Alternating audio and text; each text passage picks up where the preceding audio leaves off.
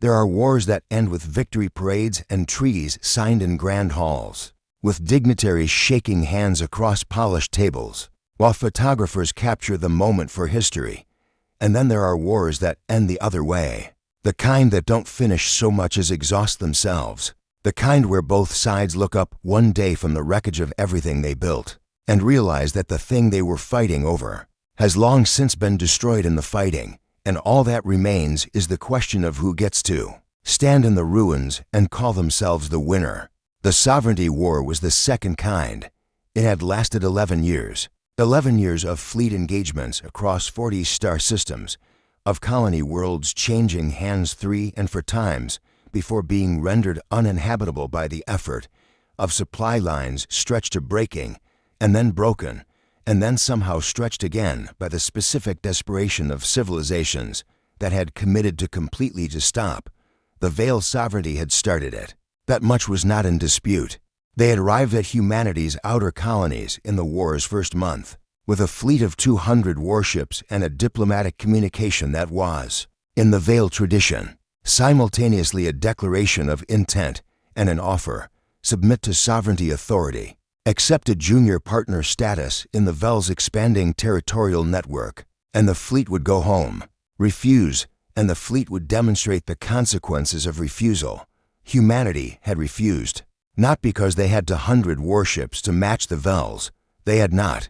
Not because they had a strategic plan that accounted for an 11-year conflict across 40 star systems. They had not had that either. They had refused because the communication had arrived at the colony of New Meridian, the same New Meridian that had been built on Theta Minoris for the world that the galaxy had called impossible, and humanity had called Tuesday, and the colony's administrator, a woman named Dr. Yuki Tanaka, who had once sat in an alien meadow crying from the beauty of something the Keth survey probes had been too incurious to notice, had read the Vael's offer and transmitted a response that was, in its entirety, for words: "We respectfully decline." Again. The again was a reference to the Velthara judgment. The Vael, who had not been present at Velthara and had not read Threshvan's reports, did not understand the reference. They would, over the 11 years that followed, come to understand it very well. The war had not gone well for humanity in the conventional sense. The Vael sovereignty was older, larger, and more thoroughly militarized than Earth's defense networks. They had been building warships for 3 centuries. Humanity had been building them seriously for about 20 years, which meant that in terms of fleet tonnage, the sovereignty maintained a consistent advantage that no amount of human ingenuity and stubbornness had been able to fully overcome. What humanity had instead of equivalent fleet tonnage was the thing that humanity always seemed to have instead of whatever the obvious advantage was, the thing that was harder to quantify, harder to plan against, and harder to understand unless you had spent considerable time watching. Humans operate under pressure. They adapted faster than the sovereignty could plan for. Every tactical doctrine the Vael developed to counter human fleet behavior became obsolete within 6 months because human commanders didn't fight from doctrine. They fought from observation, from improvisation, from the particular human tendency to look at a situation that was actively trying to kill them and ask not what the manual said to do, but what the situation itself was telling them. Admiral Voss-Rael of the Vael sovereignty's first expansion fleet had spent 3 years studying human tactical behavior and had written a classified analysis that his superiors had found deeply uncomfortable. It read, in the relevant section, the fundamental problem with fighting human commanders is not their technology, which is inferior to ours in most measurable categories, or their numbers, which are also inferior. The problem is that they are not fighting the same war we are. We are fighting a war of position, resources, and attrition, a war we have the advantage in on every axis. They appear to be fighting a war of something else entirely. I have spent 3 years attempting to identify what that something else is. My current assessment is that they are fighting a war of persistence. They do not appear to have a victory condition in the conventional sense. They appear to have only one operational objective, maintained across every engagement regardless of outcome. Still be there tomorrow. I do not have a tactical response to this objective because it is not technically a tactical objective. It is a philosophical one. His superiors had thanked him for the analysis and told him to find a tactical response anyway. He had been working on it when the war's 11th year began, and the 11th year was when everything changed. By the end of the war's 10th year, the Human Accord's military situation was, by any honest accounting, critical. The 11 years of conflict had taken a severe toll. 31 of humanity's 47 uncharted reach colonies had been damaged or destroyed in sovereignty raids. The Earth Defense Fleet had been reduced from its peak of 214 vessels to something that the sovereignty's intelligence services, when they compiled their assessment at the start of year 11, classified as follows: confirmed operational human vessels between 12 and 18, exact number uncertain due to human tendency to misrepresent fleet strength, estimated actual combat capability, equivalent to approximately 8 standard-class warships.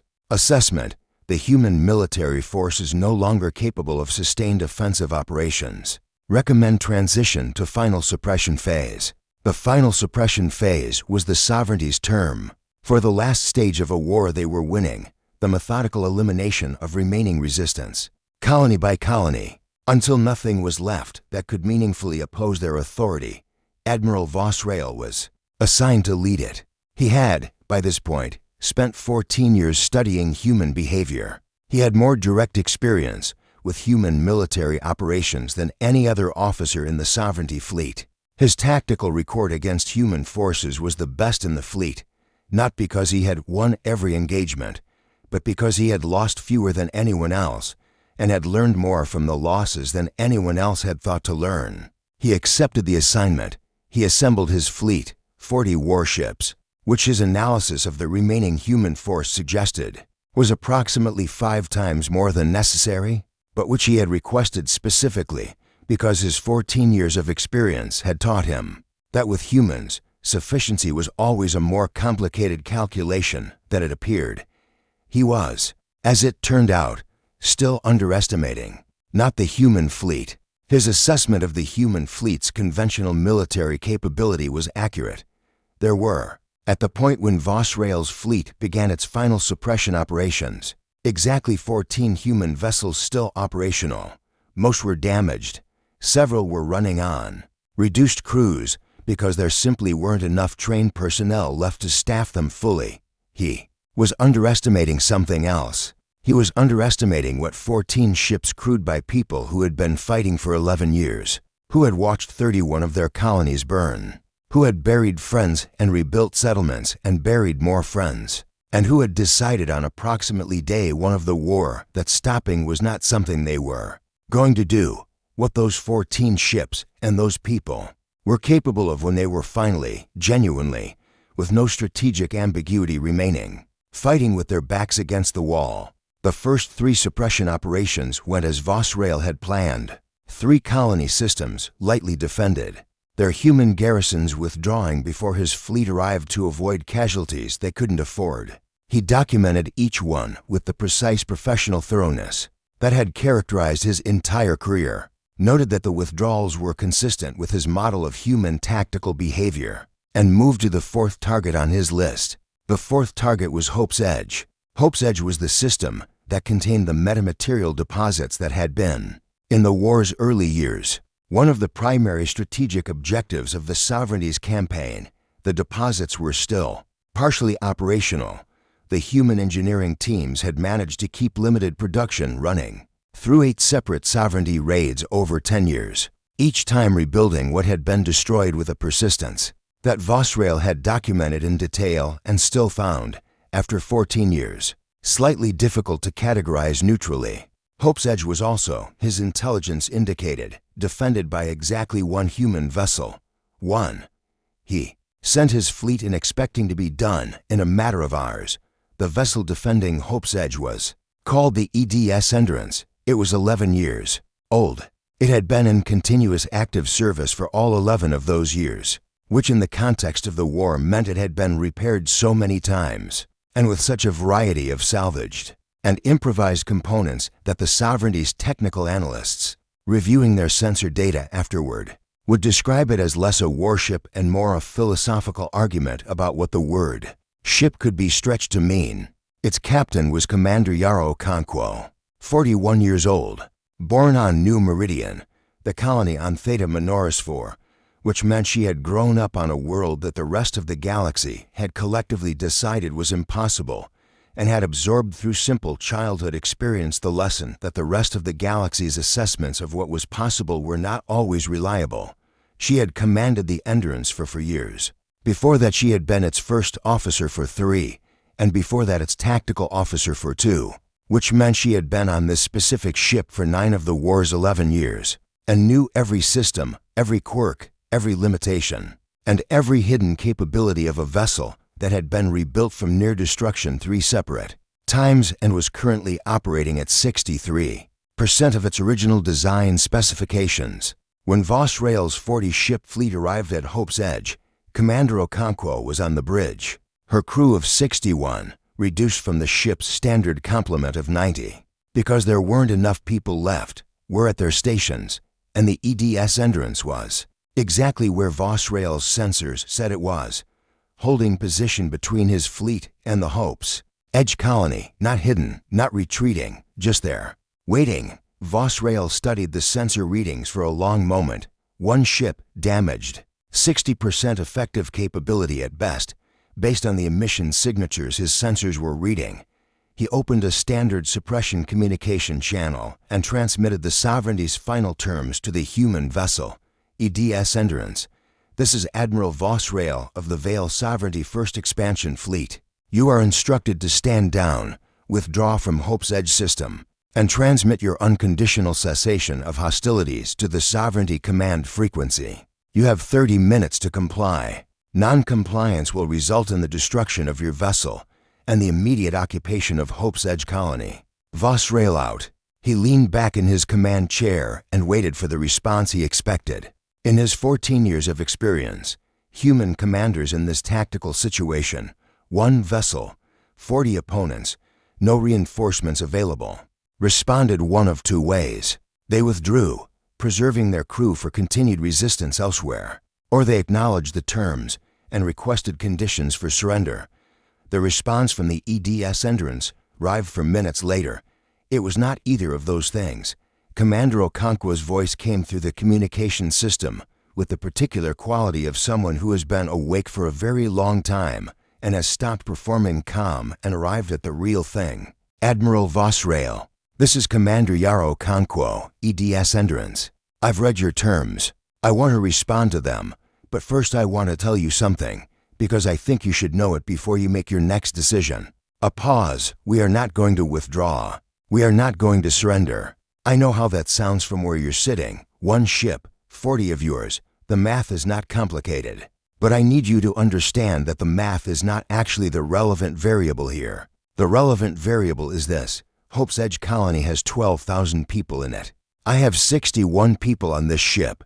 Every single one of us made the same calculation before we took our stations this morning, and every single one of us reached the same conclusion. Another pause. We're not leaving them. Voss-Rael sat very still. I'm not asking you to spare us, Okonkwo continued. I'm asking you to think carefully about what comes next, not tactically. I know the tactics. I've been doing this for 11 years. I'm asking you to think about what you want the story of this war to say about the Vael sovereignty. Because however this ends today, someone is going to write that story, and I'd like to give you the chance to have some input on how it goes. The communication ended. Voss-Rael's bridge was completely silent. Admiral, your orders?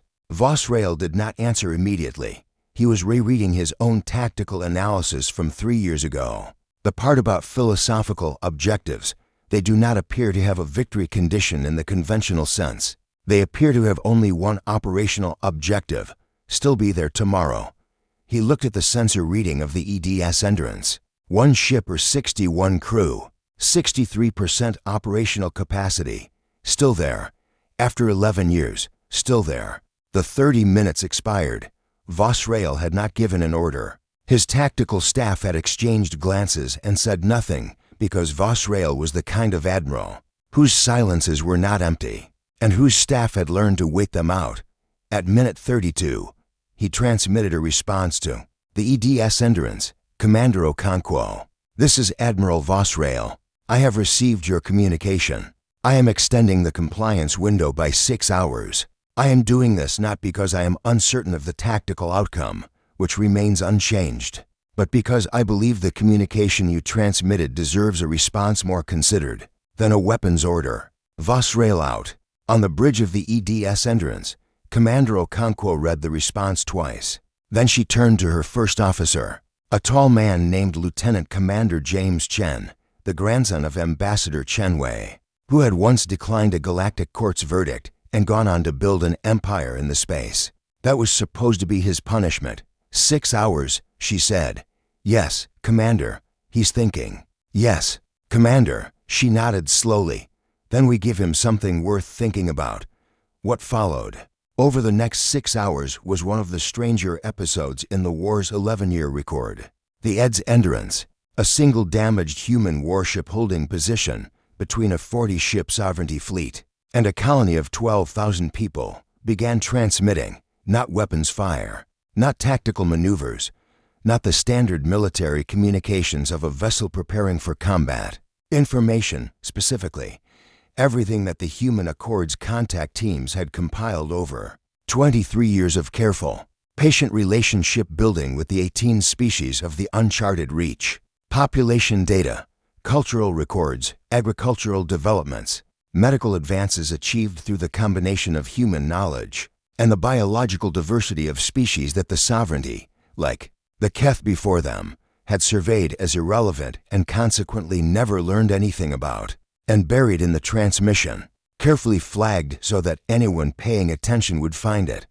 The medical data on a degenerative neurological condition that affected approximately 8% of the Vael population, for which the sovereignty's medical research had found no treatment into centuries of trying, and for which the xenobiological research teams of the Human Accord, working with biological material from one of the 18 uncharted reach species, had 18 months ago developed a treatment that was showing complete remission in early trials. Commander Okonkwo had known about the treatment for 6 months. She had been waiting for the right moment to transmit it. She had decided that being 40 minutes from destruction by the fleet of the civilization that needed it most was probably the right moment.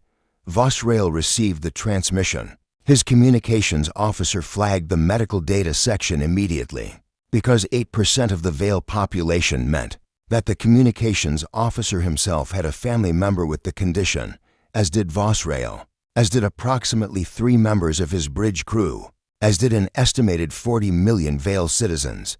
Voss-Rael read the medical data section 4 times, then he called his chief medical officer to the bridge and had her read it. She read it twice. Then she looked up at him with an expression that required no translation across species lines. "Admiral," she said carefully, "if this data is accurate, is it?"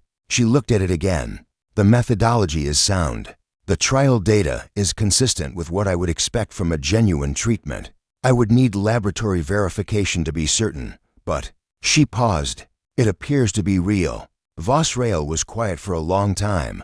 Outside the viewport, the EDS Endurance held its position between his fleet and the Hope's Edge colony. 1 ship or 61 crew.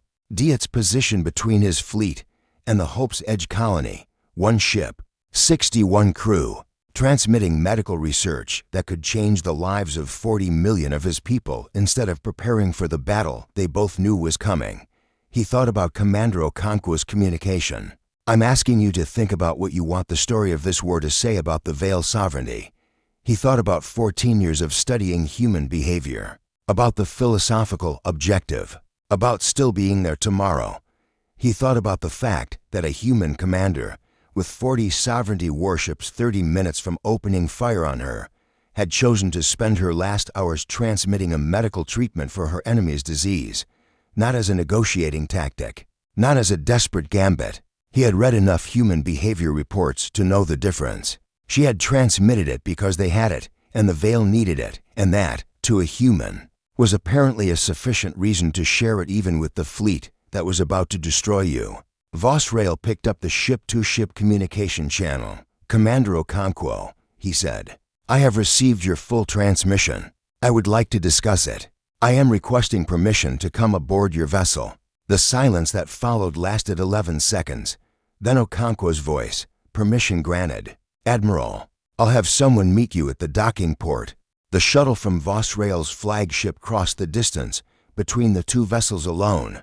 No escort, no weapons, just the Admiral and 2 aides, crossing the space between 40 warships and one. Heading toward the one, the Ed's entrance up close was something that Voss-Rael's 14 years of intelligence reports and sensor readings had not fully prepared him for. It was old. Not old in the way that well-maintained older vessels were old, distinguished, settled into their design. Old in the way that something is old when it has been used continuously and heavily for 11 years and repaired every time it broke and used again immediately after the repairs were complete. He could see, as the shuttle approached the docking port, the places where different hull materials had been used in different repairs. The original hull plating in the Sovereignty's sensor-recognized Earth metallic composite, alongside sections that were clearly from uncharted reach mineral sources, and at least 2 sections that his tactical officer would later identify as salvaged Sovereignty hull material, taken from damaged or destroyed Sovereignty vessels and repurposed. It was, he thought, a ship that was in some sense made of the entire war, built from everything the war had produced, including the wreckage of the enemy it was still fighting. The docking port cycled and Voss-Rael stepped aboard the EDS entrance.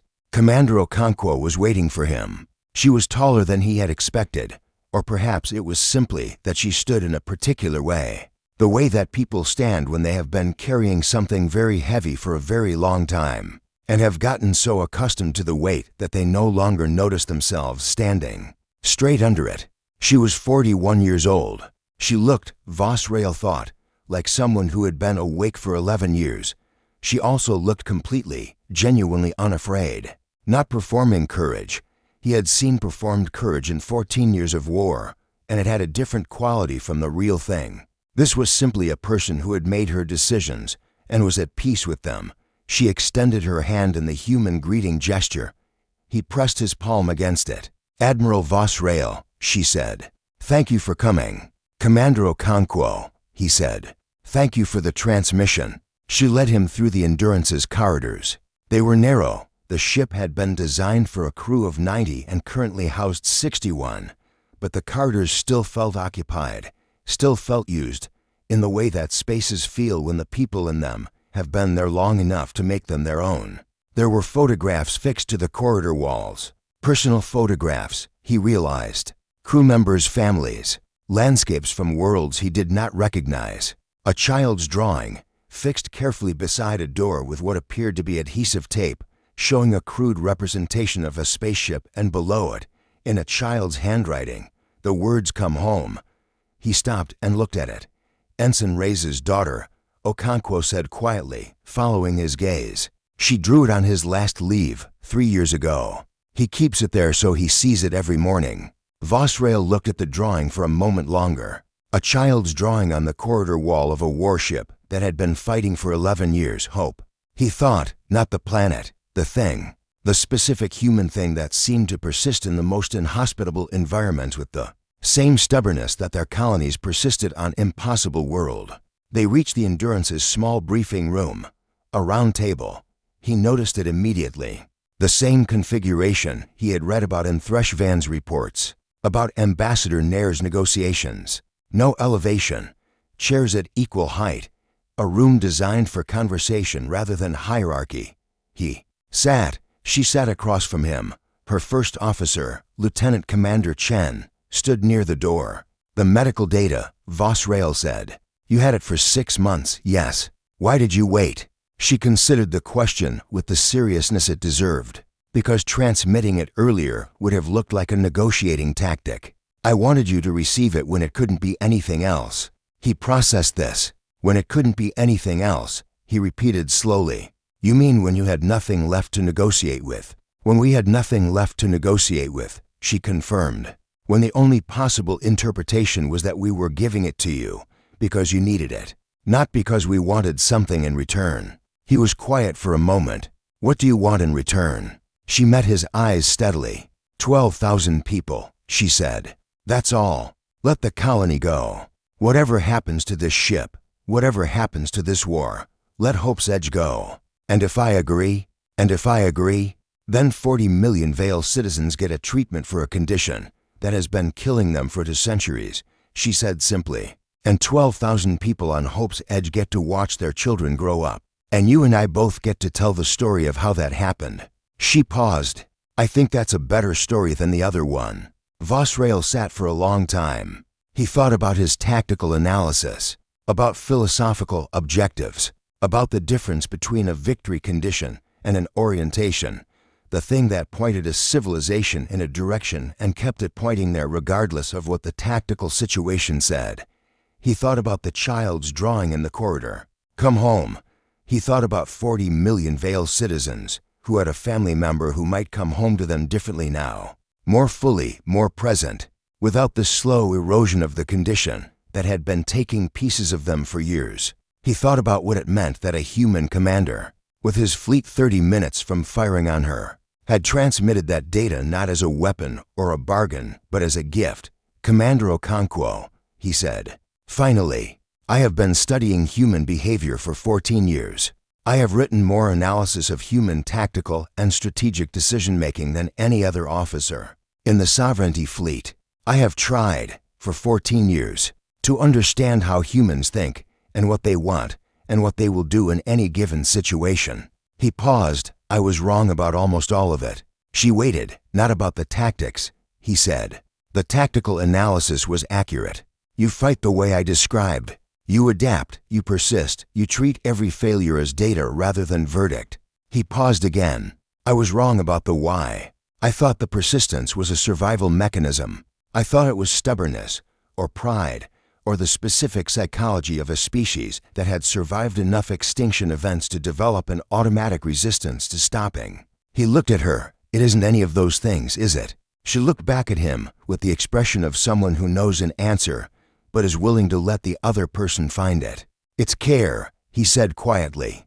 You persist because you care about the specific people and places you are persisting for. It isn't abstract. It isn't philosophical. It's Ensign Reyes' daughter's drawing. It's 12,000 people on Hope's Edge. It's 40 million Vael citizens you've never met and will probably never meet, who have a condition you found a treatment for and gave away because giving it away was the right thing to do. He straightened in his chair. I would like to accept your terms, Commander. Hope's Edge colony will not be touched.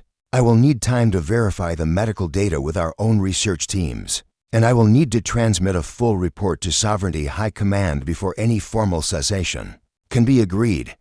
But I want you to know, personally, before any of that process begins. He paused. The war ends here. I will make that happen. I don't know yet exactly what the peace looks like, but I know it begins with what you did today, and I know it will be better than anything that came before it. Okonkwo was quiet for a moment. When she spoke, her voice had the quality of someone who has been holding something very tightly for a very long time and is carefully, deliberately letting it go. Thank you, Admiral, she said. Thank you, Commander, he said, for the treatment, for the transmission, for all of it. He paused once more. For still being here. The formal cessation of hostilities between the Vael sovereignty and the Human Accord was signed 14 weeks after the meeting on the EDS Endurance.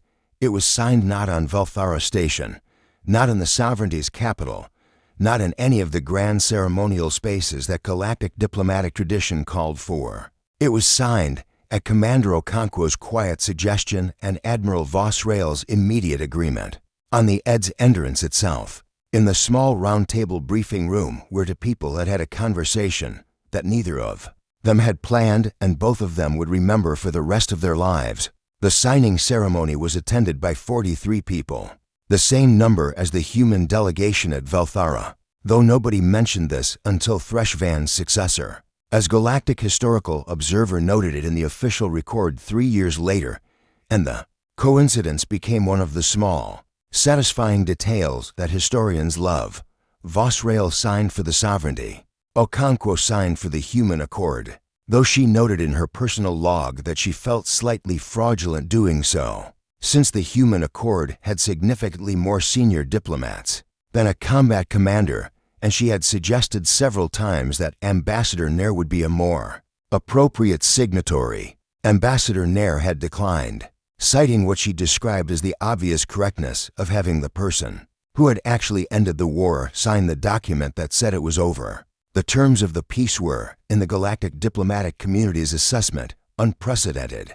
Not because they were harsh on either side, they were not particularly harsh on either side, but because of what they established instead of the standard post-war frameworks of reparations and territorial demarcation and monitored compliance periods. The peace treaty established a joint research commission, specifically a joint Vael Human Medical Research Commission, with full access to both civilizations' biological and pharmaceutical databases, funded equally by both parties, specifically tasked with applying the xenobiological research methods that had produced the neurological treatment to other conditions affecting both the Vael and human populations. The first meeting of the commission was scheduled for 6 months after the signing. Voss-Rael's chief medical officer attended as the sovereignty's lead representative.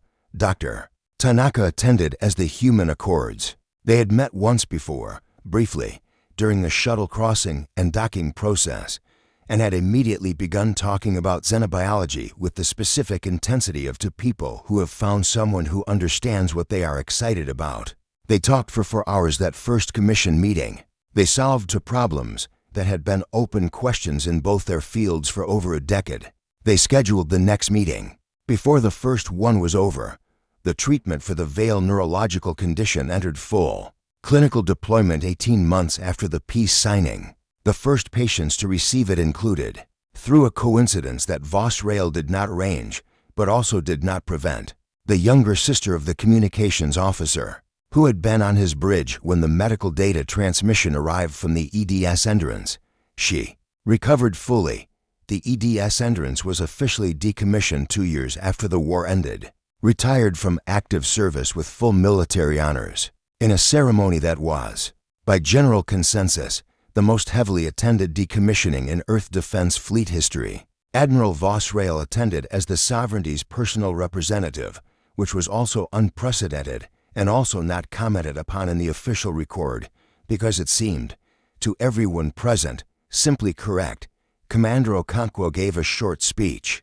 She thanked her crew. She thanked the ship, which she acknowledged was a slightly unusual thing to do, but which the audience seemed to understand.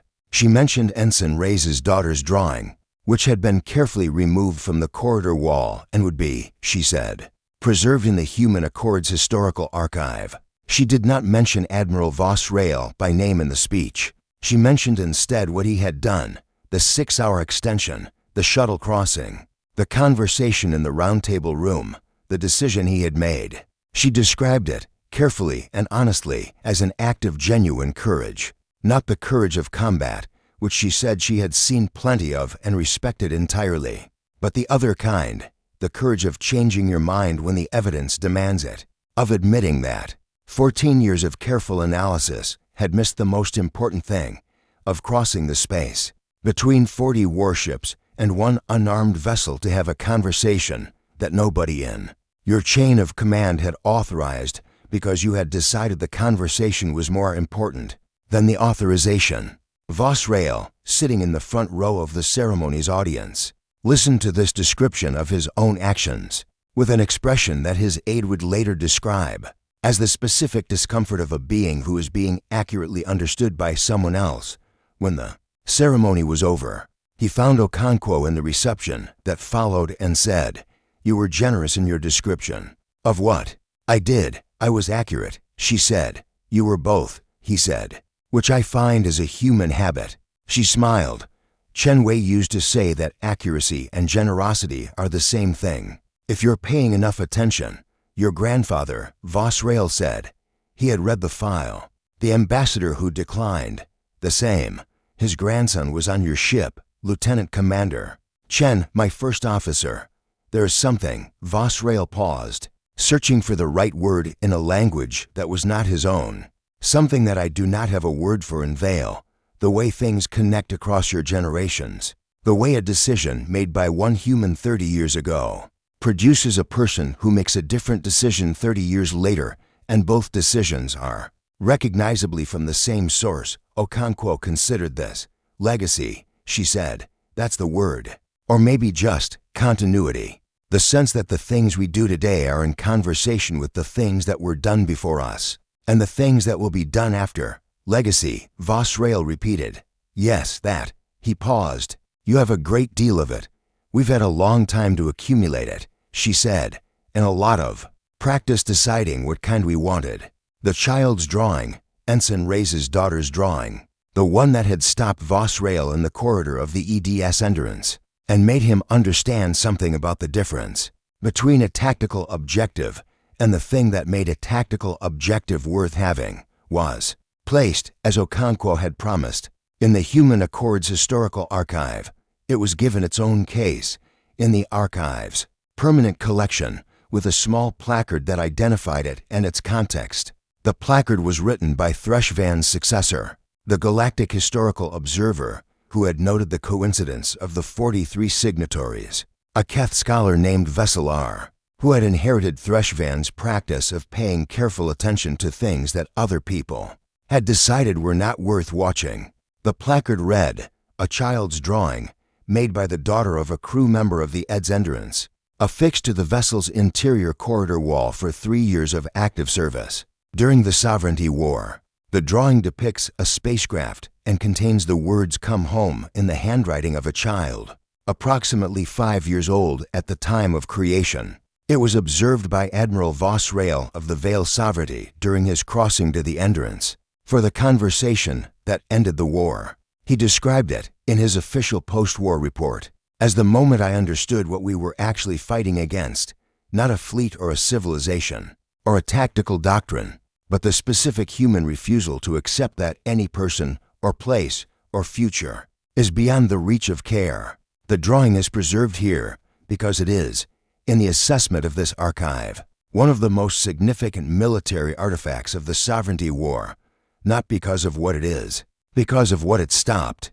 And for the first time, the galaxy understood what it truly meant to be human, not the species that built the fastest ships or developed the cleverest tactics, or produced the most decorated admirals, not even the species that survived 11 years of war against a larger, older, better-equipped opponent without ever once seriously considering that stopping might be a reasonable option, but the species that, in the middle of a war, found a treatment for their enemy's disease and held it carefully until the moment when giving it away could not possibly be mistaken for anything other than what it was, a gift, given because someone needed it, given because that, to a human, was what you did when you had something someone needed and they didn't have it yet, given from a damaged ship crewed by 61 people who were 40 minutes from the end of everything, by a commander who had decided that the last thing she was going to do, with whatever time remained, was make sure the people across from her understood that this was not